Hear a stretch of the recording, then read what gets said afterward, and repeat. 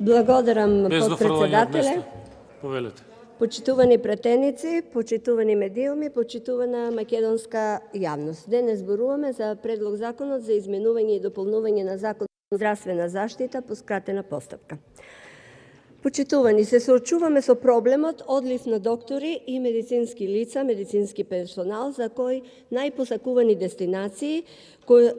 каде се определуваат да работат се Германија, Австрија, Белгија, Словенија и скандинавските земји, со што најдиректно ја погодуваат заштитата на здравјето на граѓаните во нашата држава. Според податоците на Лекарската комора, која е надлежна да издава потврди за стручноста, со што лекарите ќе можат да работат во странство, за состојбата во државата укажува дека овој тренд е се уште присутен и доведува до намалување на медицинскиот персонал, специјалистите по разни области, што остава опасност од затварање на оделенија и недоволни услови за остварување на здравствената заштита на граѓаните. Овата состојба е повеќе присутна во помалите градови во државата, каде има недостиг од интернисти, хирурзи, рентгенолози, невролози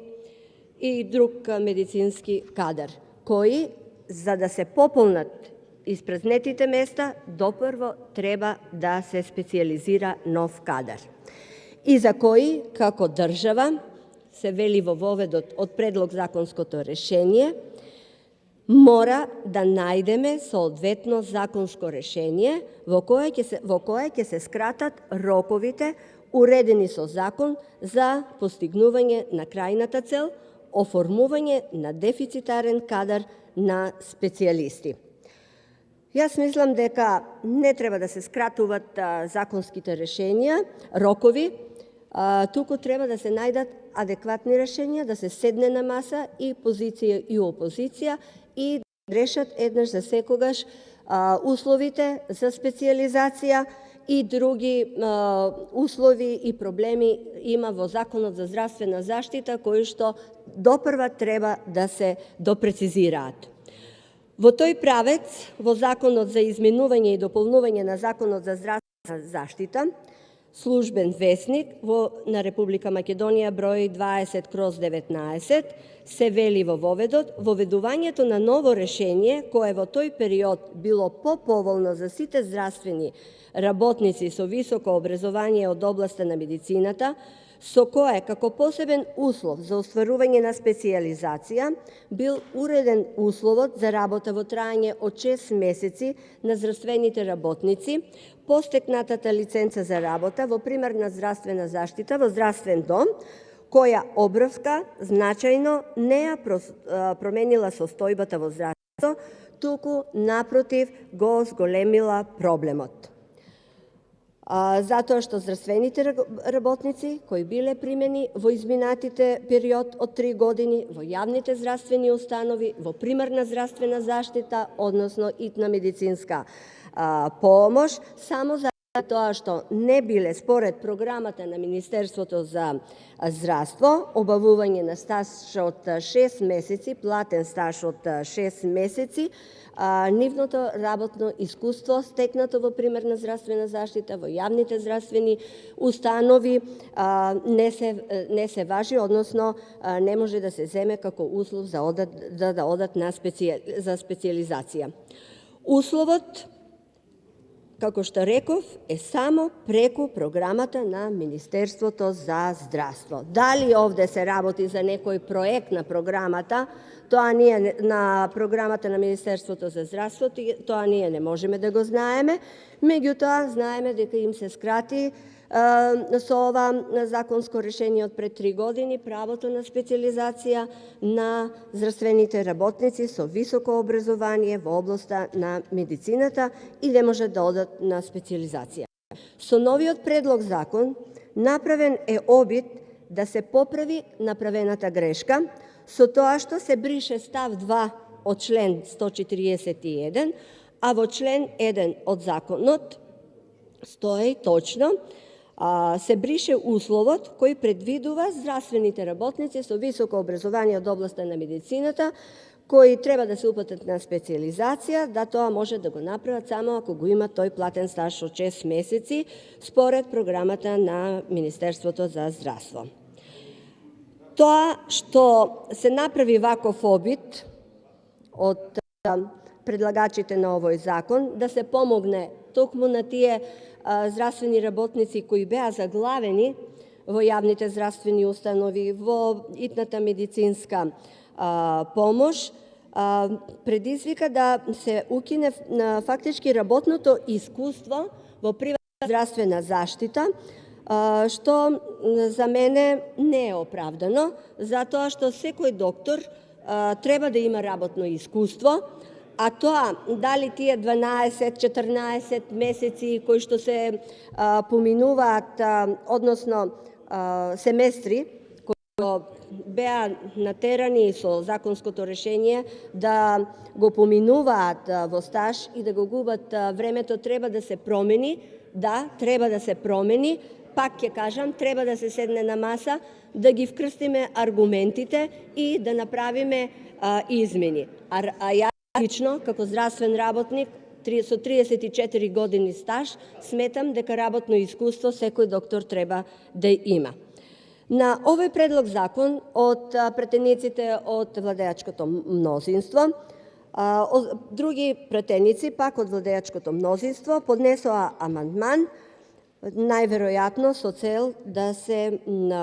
подобри ова предлог законско решение за остварувањето на правото на специализацијата, со тоа што измената во амандманот е во член 141 по став 2 се додава нов став 3 кој гласи: по исклучок од ставот 2, а ставот 2 е стажот од 6 месеци платен стаж според програмата на Министерството за здравство. Значи, се остава овој став, а здравствените работници со високо образование од областа на медицината, кои денот на поведување на постапката за запишување на специализација од високообразовната установа што ја спроведува специализацијата, се вработени во здравствена установа или во друго правно лице кое врши здравствена дејност, можат да специализираат покрај условите од став 1, а тоа е стекната лиценца, положен стручен испит, завршена пробна работа, имаат и најмалку 6 месеци работен стаж во струката, како здравствен работник со високо образование, имаат работно искуство во здравствена установа подолго од 6 месеци, здравствени работници со високо образование. Со тоа се задржува правото за стекнатото искуство, да се задржува како можност, меѓутоа им се овозможува на здравствените работници да не бидат заробени во таа рамка од закон, да бидат исклучиво според програмата на Министерството на здравство, туку да ги користат и стажот поминат во јавната здравствена установа, каде што биле примени, или пак во примерна здравствена заштита, тоа е брзата итната медицинска помош. Се прошируваат местата каде што може да го завршат стажот. Велам дека треба да седнеме пак, да го скратиме можда тој дел на тие 2 семестри, што е фактички 6-та година или еден дел од тој, меѓутоа овој стаж во примерна здравствена заштита во здравствен дом да не биде преку програмата за Министерство за здравство, и на тој начин ќе бидат ослободени здравствените работници на повеќе начини да го стекнат тој стаж. Така што, реков пак, проблемот не завршува тука, одливот на медицински кадар ќе продолжи, затоа што главната причина заради кои бегаат младите доктори, специјалисти и среден персонал се подобри услови за работа и повисок стандард во земјите каде што се иселуваат. Треба да се создадат подобри услови за работа, апаратура, дигитализација во здравството, да се спроведе. Многу пати поднесувавме амандмани, меѓутоа тие беа одбивани и носење на издржани законски решенија, и не е битно од каде доаѓа предлогот. Изминатиот период бевме ставени на тест со пандемијата, бевме сведоци каде што потклекна човечкиот фактор, фактички имавме изневерување, а исто така и од здравството. Сведоци сме на лошото справување со кризата, сведоци сме на големата трагедија од модуларната болница, каде живи луѓе горе и каде што кабелот беше крив. Бевме сведоци сме на укинување на кредитот на Штипската болница, затоа што не се работеше, а се делеа хонорари. Предлогот за клинички центар во Скопје, кој со вредност од 500 милиони евра, а во Скопје се направи само за 1/3, во Ниш за 80.000, обидот за приватизација на биохемиска лабораторија, стерилизација, приватните лаборатории, а видовме од колку во големо значење беа баш во, само да довршам мислата, во време на корона на кризата. И ова се состојбите на кои треба да работиме, да ги надминеме во здравството, затоа што младите сакаат сигурност, подобри услови за работа и повисок стандард.